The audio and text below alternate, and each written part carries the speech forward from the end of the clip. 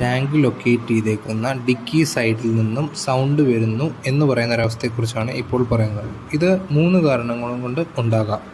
ആദ്യമേ ടാങ്ക് ഇരിക്കുന്ന ആ ചുറ്റുവട്ടത്ത് ആ ഡിക്കിയിൽ ടൂൾസോ ഐറ്റംസോ എന്തെങ്കിലും ഉണ്ടോ എന്ന് നിങ്ങൾ നോക്കുക. അതായത് എന്തെങ്കിലും നട്ടോ ബോൾട്ട്, പിന്നെ അതുപോലെ തന്നെ ഒരു സ്പാനർ വേണമെങ്കിലും ആയിക്കോട്ടെ. അപ്പോൾ എന്തൊക്കെ ഉണ്ടെങ്കിലും അത് മൊത്തം ക്ലീൻ ചെയ്ത് മാറ്റുക. അതായത് ടാങ്കും ടാങ്ക് ബ്രാക്കറ്റും അല്ലാതെ വേറെ ഒന്നും ഉണ്ടാകാൻ പാടില്ല.